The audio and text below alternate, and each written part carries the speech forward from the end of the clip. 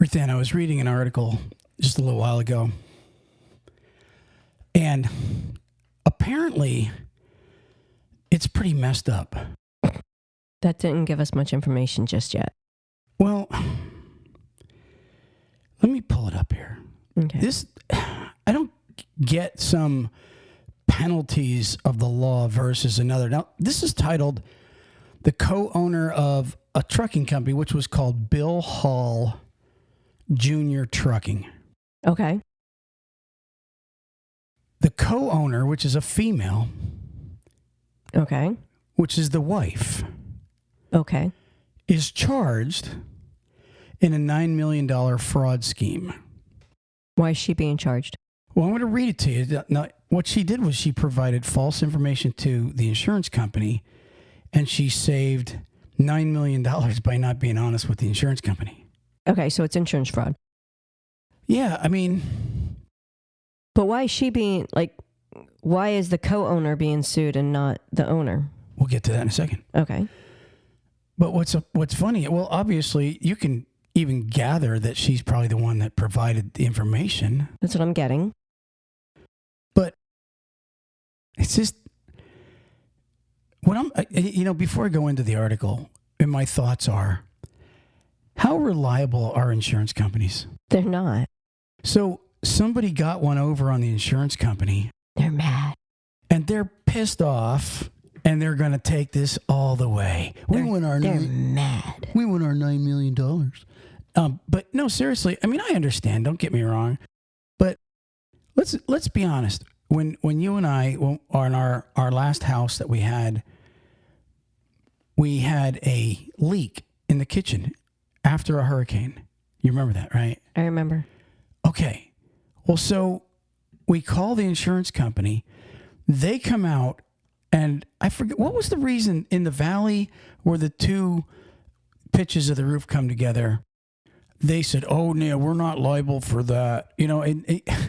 Because you could see, they said that in a valley, you can only put, you have to have, if the valley is here, so far up on the valley on either side is where you're supposed to be putting the screws or the nails. And they said ours was not all in line. Some of them might have gone in a little bit more. There was one or two screws that were... So instead of being 3 inches out from the valley or a foot or whatever it was, ours might have gone in instead of 12 inches. Maybe one time it was 10. So they said they weren't liable because they weren't. Because whoever put the roof on didn't have it. And that's here nor there.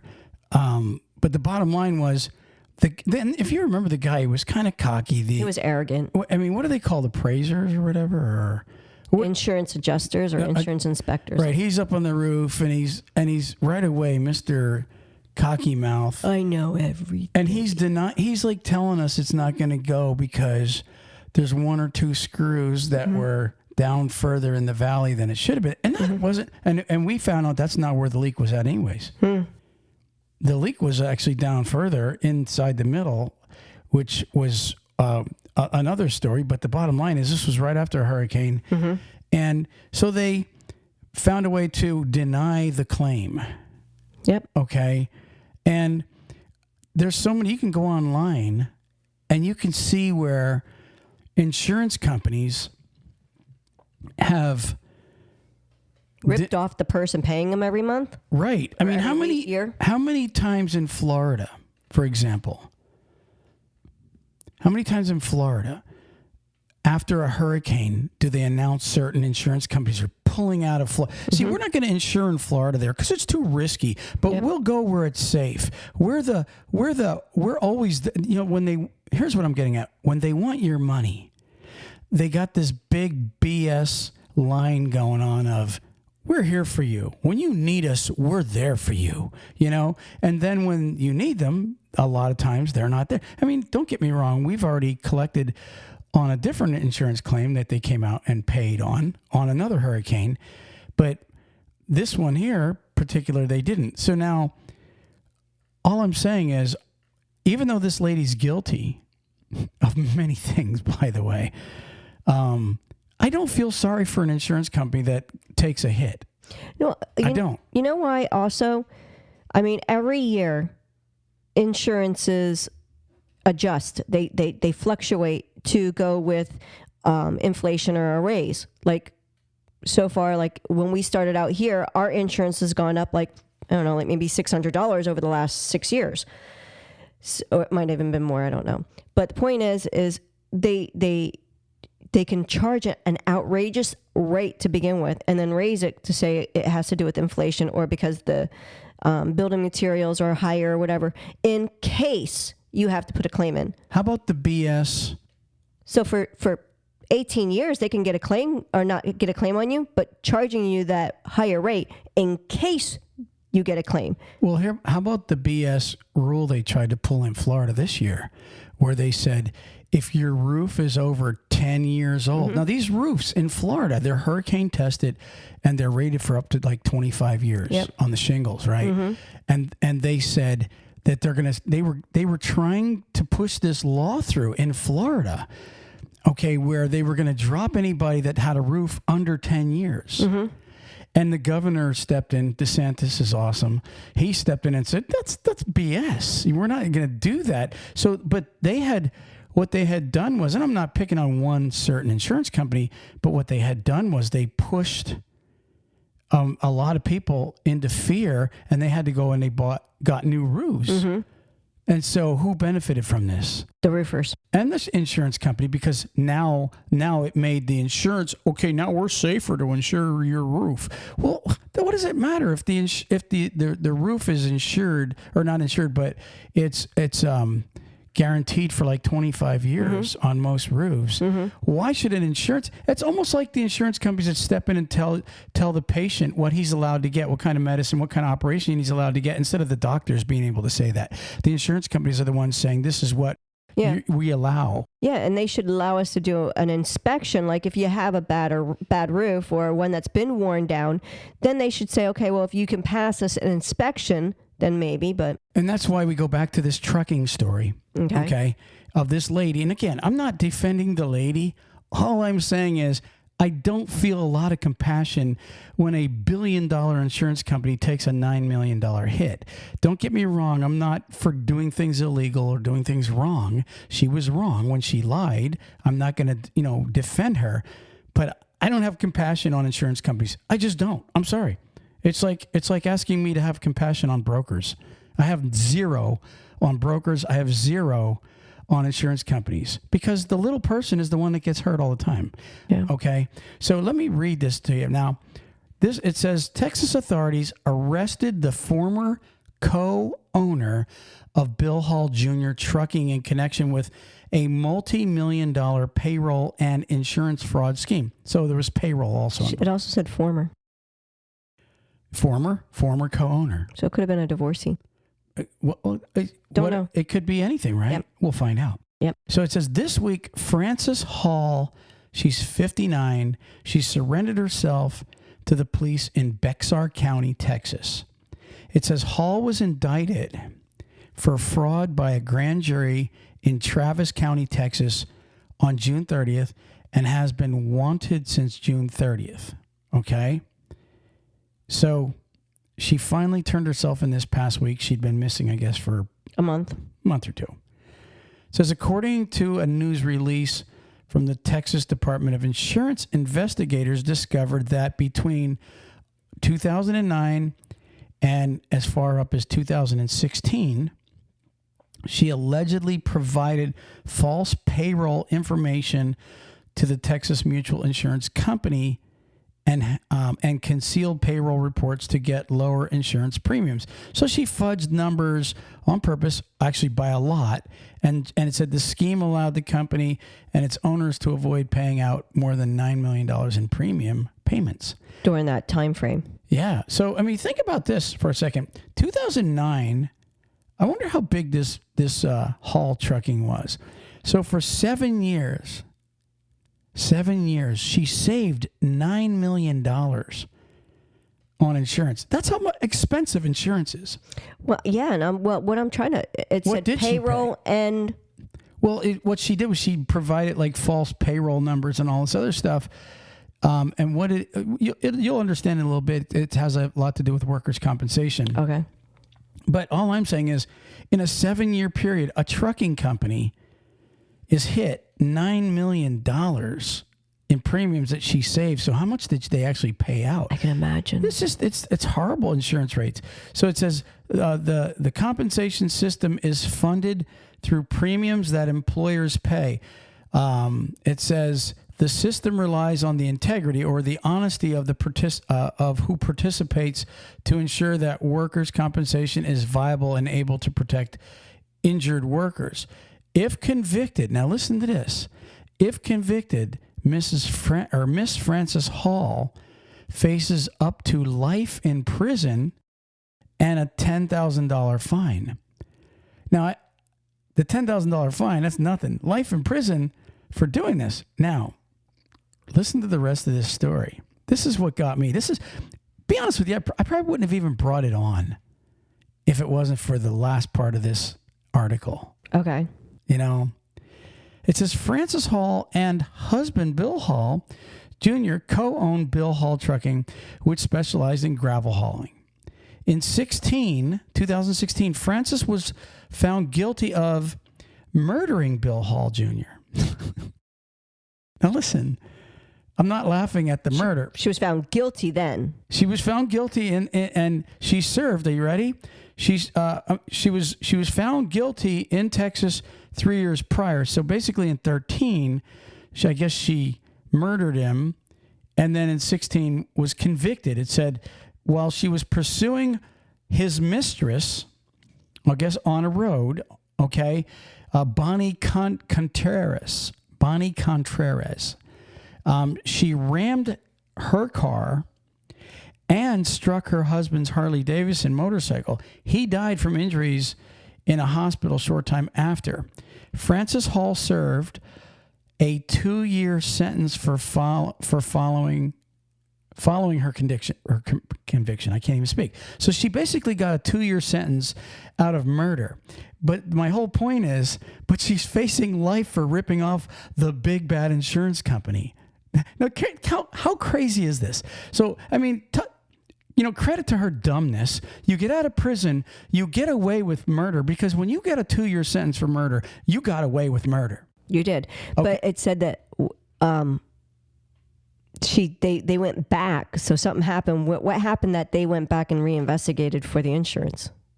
But they didn't go back. I guess apparently she got out and then started this crap. No, if they went all the way back to 2009, that was before she was convicted of murder.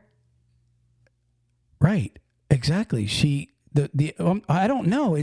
Does it sound like that's when she was doing the insurance? Well, it said that fraud? they went back from 2009 to 2016. Yeah. was when she ripped them off, but they only just now went back to investigate the 2009. So right. This is what I'm getting at. She was, well, it takes time for that to come.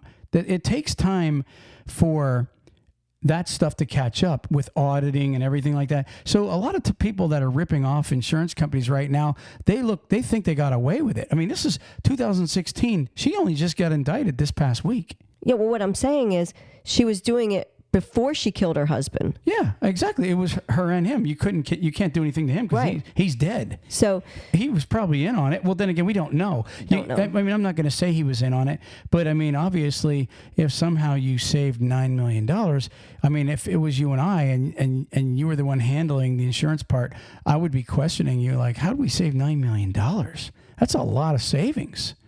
But anyways, fast forwarding up to the sentence comparing, the comparison of sentencing. She faces life in prison for ripping off the insurance company's $9 million, but she got only a 2-year sentence for running her husband over and killing him. I mean, because it said convicted of murder. She was convicted of murder. All right. Yeah, not manslaughter, not vehicular homicide, nothing like that. And a lot of times, be honest with you, vehicular homicide and like second degree, or like third degree murder or something like that, carries even a stiffer sentence than 2 years. Yeah. So, however, she got only a 2-year sentence back then. The reason I even read this entire article was because you you basically get a 2-year slap on the wrist for killing a man, but you're now going to go to prison possibly for life for stealing from the dun. Exactly. How does that make sense to you? It's not making sense. That's why I'm like, I'm kind of like you said. If she got out got away from the murder charges, what did she do to light up the insurance? And like, what was it? You know, like, were they still trying to do something because she got away with the murder? Were they trying to still investigate her? You know how they'll pull up other stuff just to get that conviction. So maybe they were fighting on that someone came in and said, hey, I have an insider secret here. This has been going on. Who knows?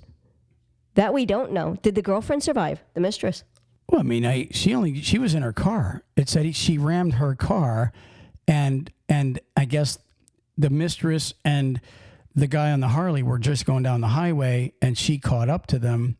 Again, I don't know the circumstances behind it all, but the mistress was in her car and the husband was on a motorcycle. When she hit one, I guess somehow maybe he may have been trying to block and stop her from hurting his lover. Whatever the case is, all I know is she got convicted for murder, and here we are, like you said. You know, we're 2016, and I don't know the circumstances. Is this Hall Trucking still in business? Is it taken over by somebody else in the family? But it doesn't. It didn't say.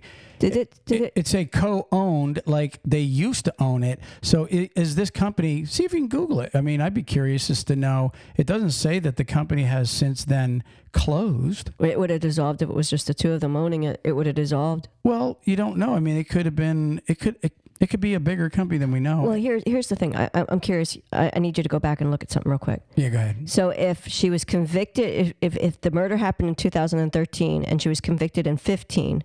It didn't say she was convicted in 15, did it? For the murder? For the murder. Well, I think the murder happened in 13 because it said in 16 is... It said she's in jail. She was in jail when she was being investigated. It said in 2016, Frances Hall was found guilty. So she was found guilty in 16. It said in Texas 3 years prior, while pursuing Hall's mistress, Bonnie Contreras. So let me see. In 16, Frances Hall was found guilty of murdering Bill Hall Jr. in Texas 3 years prior. So it happened in 13. The murder happened in 13. Yeah, and then you said something about 2 years later is when she was convicted. No, she was convicted in 2016. It said found guilty in 2016. Of the insurance fraud or the murder? The murder. So she's only just been indicted, I think, of the insurance fraud. Let's see here. This week, this is this article right now. This week, she surrendered herself to police. Hall was indicted for fraud by a grand jury in Travis County. So she was... In 2022, this week, she just got indicted by the grand jury on $9 million scheme. Yeah. See, here's what I was doing is looking at the timeline. So if she was convicted in 15, right, she served 2 years. So that's 18. Right. I'm wondering if I got it figured out. The mistress, because of what happened, the mistress, because he probably told her that, you know, hey, we're getting away with this scheme, blah, blah, blah. She probably, because she only got 2 years, people were pushing for her to get a bigger sentence for murder. Your theory, and I'm going to be honest with you. They were squealers.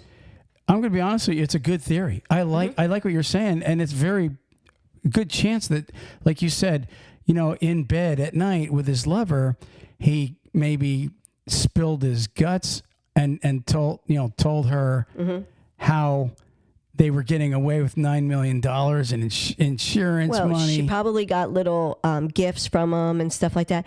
Oh, Bill, how can you afford this beautiful tennis bracelet? Well, that's because, you know, we got this scheme going on. I'm saving millions of dollars. So you think he said it like he was from a comedy bad guy movie? Well, maybe. BillHall.com. Bill Hall Jr. Trucking. BillHall.com is not going to.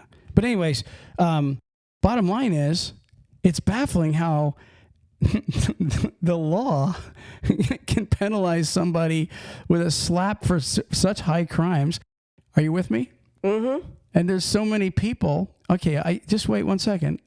There's so many crimes out there that you hear every day where somebody gets hit for a bad crime and they get little sentences. And there's people in prison that have been in prison for like little crimes for like 20, 30 years. It's crazy. What do you got? It doesn't say that they're closed. So I just did a Google search. That's it. So they're still open? It just says that they're in San Antonio, which is the suburb of what you said. Mm-hmm. So it doesn't say that they're closed here. Family wages fight over trucking magnate Bill Hall Jr.'s. So, and that was in 2017. So yeah, the family, the mistress, people. The case was converted to a Chapter 7 liquidation in March. This was in December of 2017. So She went to jail, and then when she was getting out of jail, like when she went to jail because she was in jail for 2 years, right. They started investigating more of it, but they were liquidating everything and filed Chapter 7. The company's no longer then? It doesn't look like it. He was a third-generation trucker. Yeah. Oh, and I wonder if he started the company or did he get that company handed down to him? That's sad, isn't it? Mm-hmm. But let's be honest with you. Nobody was innocent in this entire case that we're talking about here. No. You're a trucking. How many times have we seen a trucking company, Ruth Ann? How many trucking companies have we seen over the years that they start off and everybody's going, man, this owner's the best. Mm-hmm. He pays the best. He gives out Peterbilts. I mean, we almost can do what we want here. We love this guy. And then all of a sudden you get to a point where you get too big. It's an arrogance. I know some companies that are out of business over this. So they get to the point where they're too big. And what happens is now they hire somebody that has no concept of what a trucker has to go through. They get some numbers college kid and a couple of his buddies in there to run the company. Mm-hmm. I can name some companies. I can name one or two that are out of Iowa right now, which I won't. Okay. I know one that went out of business that was in Nebraska. Okay. The dad was screwing around on his wife. Okay, they had this company had 150 or 250 rigs. They're out of business like 10 years, but they had this company out of Nebraska, and they literally had millions of dollars. Mm-hmm. And next thing you know, this guy, this trucking company owner, what does he do? He hires his lover to be in the office running things, right? And there he is screwing her. Taking time off all the time. And next thing you know, he's coming down to Florida all the time. He had like some kind of condo down here in South Florida.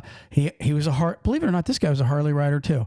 And like him and this woman would come down here and they'd ride and they would just be pissing money out the door. And guess what? They wouldn't be minding the shop. What's that old saying? Well, the cat's away, the mice will play. Well, this is what happens to trucking companies. I can name probably 3 or 4 other ones. This almost exact scenario.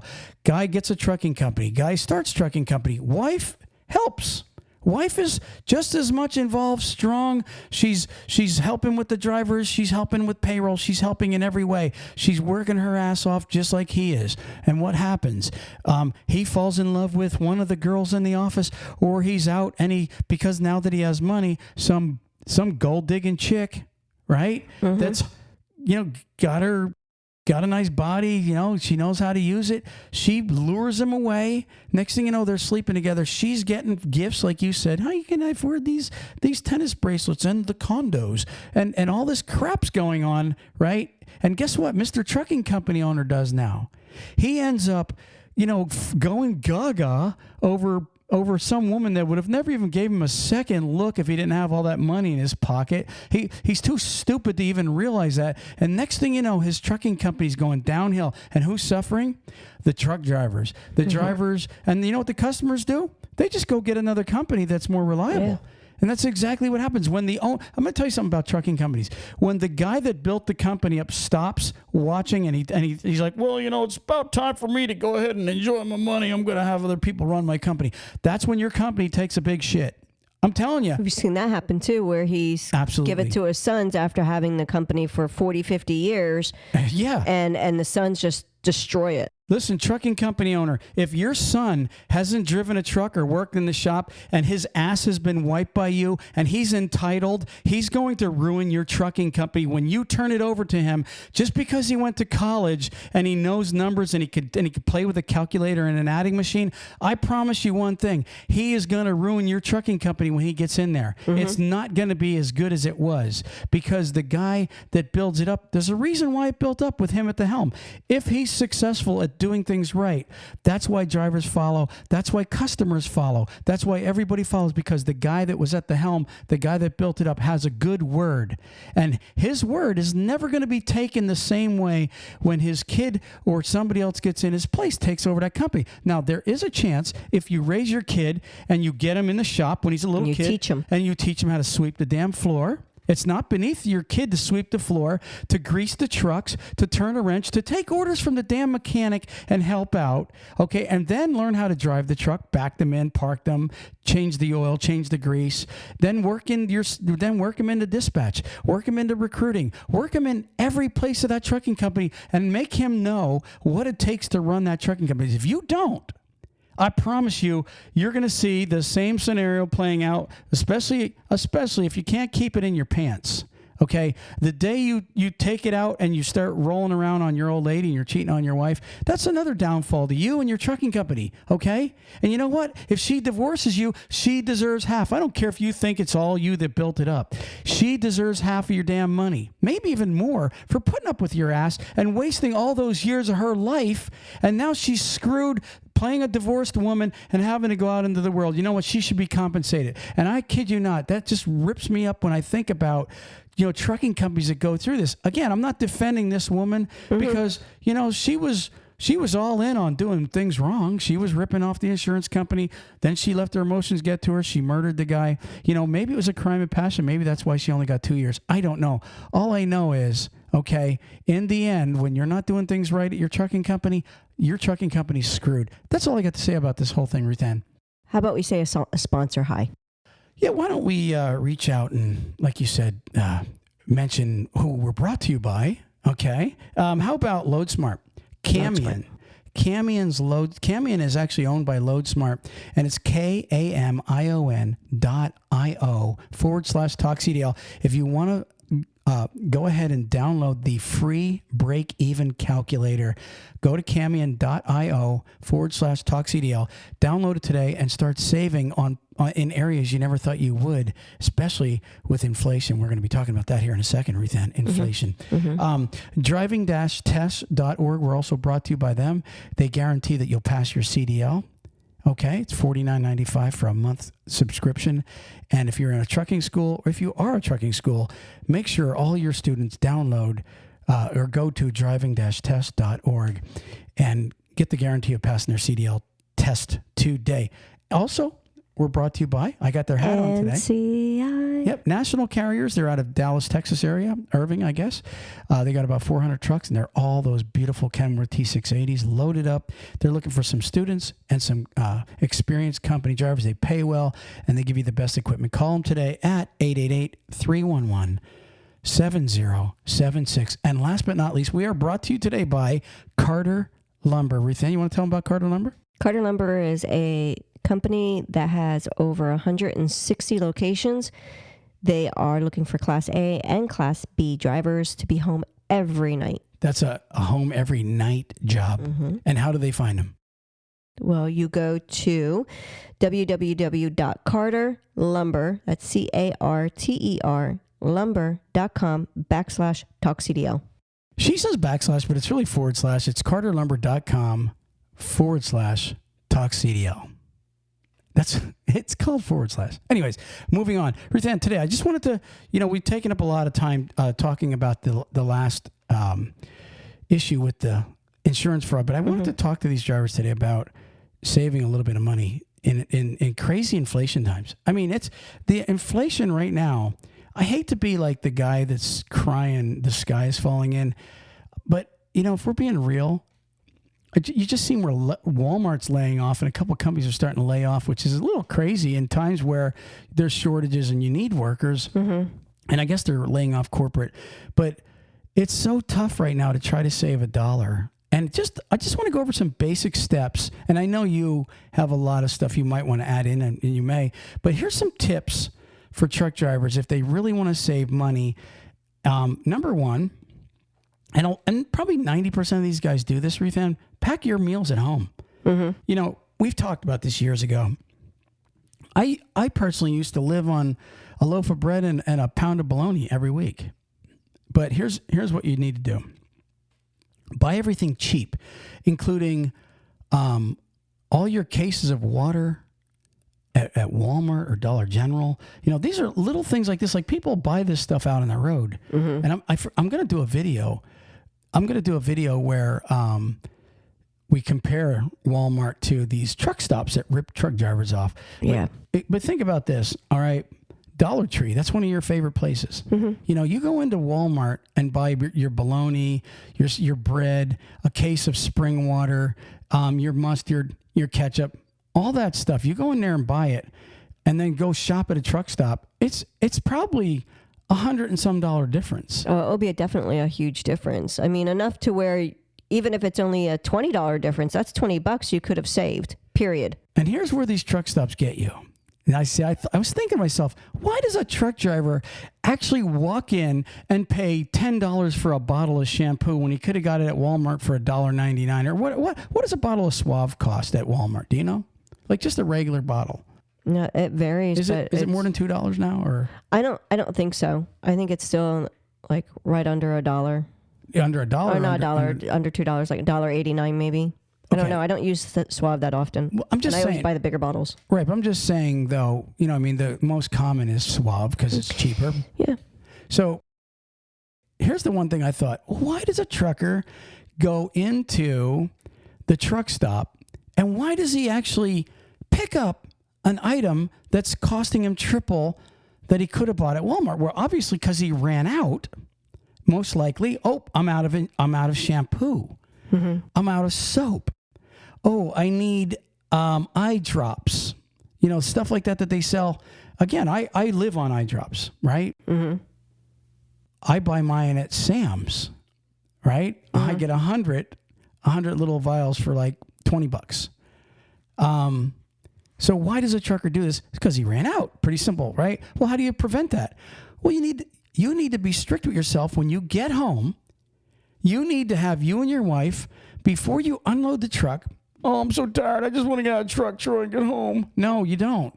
You stop and you have a little clipboard or on your phone, a checklist of the items you need. Mm-hmm. And you check them. Resupply list. Exactly, a resupply list. You look these things over and you go, I'm almost out of shampoo. I'm glad I noticed that now. I'd have had to pay triple out there at the TA. Okay, wow, the pilot would have got me for a lot more money. But this is what you do, okay? Make sure you, and before you leave even, go over the list. It really takes you about 5 minutes to know what you need. Oh, I'm almost out of ketchup. You don't want to buy that at the truck stop. You guys, just by making a little checklist, I know it sounds really simple, but a lot of people are not organized through that. I know. I'm one of them. Well, that's why I have you, though. I mean, seriously, you kept me organized. So shampoo, body soaps, ketchup, mustard, salt, pepper, the things you're going to need in your truck while you're going down the road. Deodorant. How about working gloves? Make sure the winter's coming. Make sure that you have your warm clothes ready and ready to go, because you don't want to buy this stuff at the truck stop. It's going to cost you a lot more. You can go into Rural King or Harbor Freight or Walmart and you can buy work gloves, all the stuff you need, tools, versus going to the truck stop. Make yourself a list, guys, and religiously check it when you come home. When you pull in and your wife, especially if your wife comes down to the truck stop to pick you up or whatever the case is, while you're waiting, go over your list and make sure before you get back out on the road, you come back to that truck with your fresh supply, or it's going to cost you. I guarantee you, Ruth Ann, it's the only way a truck driver goes into a truck stop and buys something for quadruple price because he ran out or he forgot it. Well, you could do it two ways. You can either make the list up on your phone and then you share that list with your wife so that she can see it and then she'll make sure that you get it. Or you can get a dry eraser board, one of those real small ones. You can get them at the dollar store. And you write what you want on it. If you're a person that doesn't really pay attention to the notes, then just take a picture of it and send that picture to your wife. Or just remember that you could take that picture or do something, but you could set reminders on your phone or an alarm on your phone to go off before you would go back to your truck and set that alarm and name it. Go to the store or get your supplies or something to that. There is ways to make sure that you remember to get your supplies before you get back in the truck. Exactly. And really, guys, there's some guys out there going, duh, and that's for a guy that's organized. But I'm going to tell you, there's more people that are not organized. There's too many. Yeah, look, I'll admit it. I'm the guy that would forget something if it wasn't for my wife. Ruth Ann, I'd come home for the weekend every other week, and you would have like little Tupperware containers ready to load up the food that we made over the weekend. If we were cooking out, if we made spaghetti, you would pack this stuff nice and neat in my cooler, and I would go. And I saved a lot of freaking money not eating at the damn truck stops because they will rip you off. No, they're also extremely unhealthy.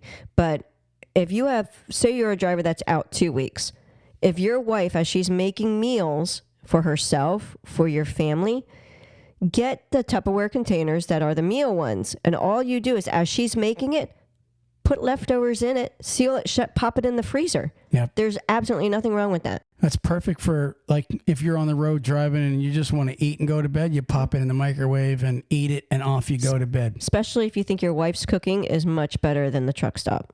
Yeah, guys. Or fast foods. Now she's going to question it. Mm-hmm. Oh. Ruth Ann, number 3.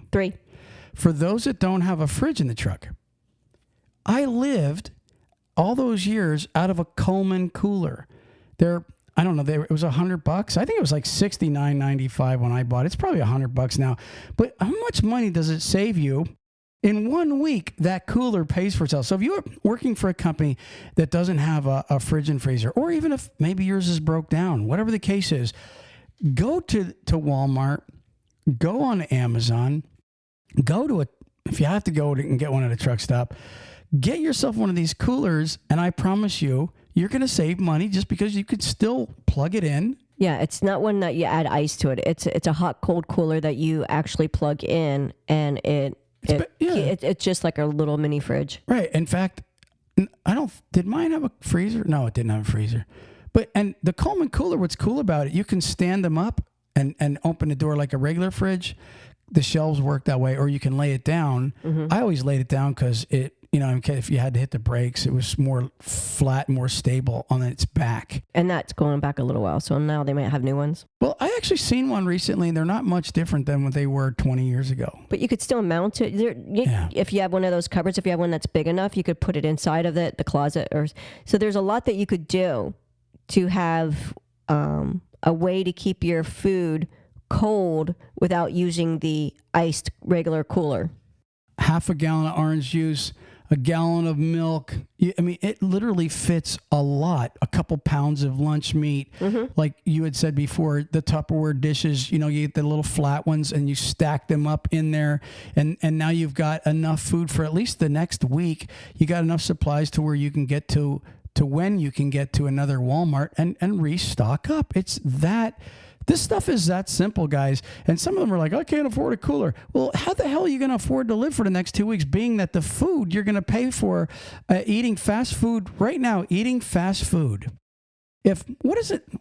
at like $10, $12 just to get a meal at McDonald's now, just for one meal, right? Mm-hmm. And these guys are eating at least 2 to 3 times a day.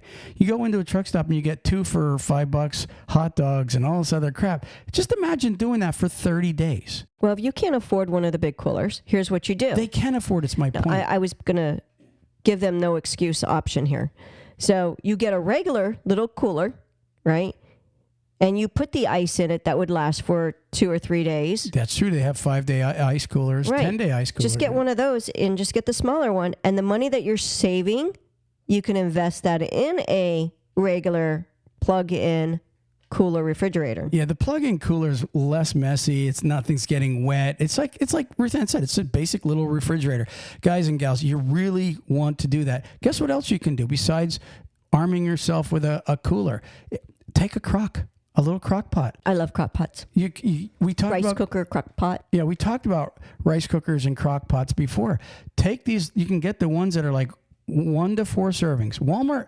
I just picked one up for like $11. It's actually called the crock pot. Yeah, it's just a little mini one. It's a mini one, and it's all a guy needs. You can buy a roast at Walmart, cut it into 4, and take an onion, cut that into 4, put it into 4 separate bags, and you have 4 different meals now for yourself. A bag of vegetables in the cooler section. Put that in with some meat and some onion, put a little water in it, put the lid on and turn it on. By noon, your truck smells like it's home cooking in there. I promise you. And guess what? You just saved a lot of freaking money, guys. Yeah. Trust me, man. Stop giving your money to these truck stops in these high-cost areas. One last piece of advice I've got. If you don't have an APU is a generator, which we all know what a generator is. It allows you to shut your truck off and still run your heater and your air conditioner. A lot of guys don't have them. Okay, a lot of trucking companies don't order their trucks with them, and a lot of APUs break down. But guess what? You can invest, and I'm serious, especially if you're an owner-operator or lease purchase guy, you can invest in, my suggestion is Honda, one of those 1,000-watt generators, the little 1,000-watt minis, and you can literally chain it onto your catwalk. Okay, the little space between the truck and the trailer, you could chain it onto that. You can run your cord into the truck. Now you have power.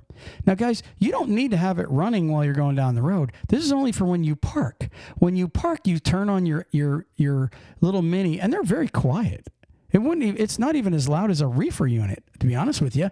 Next thing you know, you go into Lowe's or Home Depot, and you know those standing air conditioners? We had one. Mm-hmm. We had one for in here at one time, and it's got like an exhaust hose, and all you do is run that out the window, the exhaust hose, and it'll air condition your cab, or it'll run the heater in there. So as an owner operator or lease purchase driver, they say it's 1 gallon an hour if you're idling your truck. Okay, wow. Do the math right now at $6 a gallon. Even say $5 a gallon. $5 a gallon times, if you're on your 10-hour break, that's $50. You can almost get a hotel cheaper, right? But it's only 1 gallon for 10 hours with one of those generators. So now $5 every 10 hours, or $50 for idling. How long is it going to take now if you're out on the road for, just say you're out on the road for a month, and you idle 10 hours every day? That's 50 times 30. How much is that? How much is that in 1 month? Do the math. That's like $1,500. Okay? $50 times 30. No, 50 times 30. Yeah, that is $1,500, isn't it? 50 times 30. No, wait. Yeah, 30 times 50, 0, 0, 15. $1,500 freaking dollars in a month that you could save. So in 1 month, your generator that you strapped on the back actually pays for itself. And I've seen a lot of drivers that have them. Mm-hmm. Guy gets a lease purchase going on, and you don't have an APU, $1,500 just in idle money a month can go in your pocket. Yeah. Well, actually, do the math. If you're doing $5 a day times 30, 5 times 30 is $150. So 15 minus 150. So you would save about $1,350. That's a lot of money, man, in 1 month by just getting a damn little mini generator. Right. And the reason I say Honda, because your Honda is not going to break down. I bought generators before, Ruth Ann, you know that. Mm-hmm. And guess what? Some of them are a piece of garbage. In fact, I bought them at Rural King, and like one lasted like 6 or 7 hours, and it fried. So you're really better off getting a little Honda generator. They start, Johnny Acid gave me his push Honda mower before he moved to Pennsylvania. Like, I don't know, 5-6 years ago. And I use it like only a couple times a year, but it starts every time. It never, Lord willing, it starts every time. Anyways, that's all I really wanted to say. If you're wanting to save money, you can start by saving just the way you shop for your truck. You could start, if you're an owner operator, just by the way you cool and heat your truck. Be smart, guys. There's a lot of inventive ways to not get caught up in this crazy inflation. And I'm telling you, it's affecting a lot of people, Ruth Ann. It's better to be inventive and protect yourself than to be taken advantage on a daily basis every time you walk into the truck stop. Absolutely. And don't be afraid to shop at Aldi's and what are the bulk stores? Aldi's, Save a Lot. I'm sure they have some other ones that we've never heard of in the Midwest. I think there's one called BG's or something like that up in the Northeast. There's all kind of places that offer wholesale, or not wholesale, but cheaper alternatives to going into like your name brand public stores, grocery stores. Right. Okay. Ruthann, that's all I've got. I've got other stuff, but you know what? You just wouldn't shut up. So I just figured, 40-some minutes. I'm just kidding. You got the word of the day for us. I do. By Word Genius. By Word Genius. What do you got for us today? Are you ready? Sure, go ahead. Xiphoid. What's it called again? Xiphoid. Xiphoid? Xiphoid. Xiphoid. The only time I've ever heard of xiphoid, my science teacher, when I was in 7th grade, he used to call it the xiphoid process, which was really your sternum. I kid you not. He used to say that's the xiphoid process, and he would point to the sternum. I don't know. I'm just telling you what the science teacher used to say. What's a xiphoid? It's sword shaped. It's what? Sword shaped. Sword shaped. Yeah. That's all it means. Yeah. Xiphoids. So the children looked for any xiphoid objects they could use to play duel with. So as a little boy, like sticks, but it's not really a stick, but it might have like something that you could use to pretend it's a sword. It's basically what it is. Sword shaped. Wow. Now I know what a xiphoid is. After all those years, my 7th grade science teacher was nuts, I guess. Well, I mean, if you look at it, the sternum does come down. True. Like a sword. Yeah. Upside down. Maybe. Maybe he was just being smart. He was, Smarter maybe. than me. All right. We're out of here. Peace. Peace. Praise the Lord.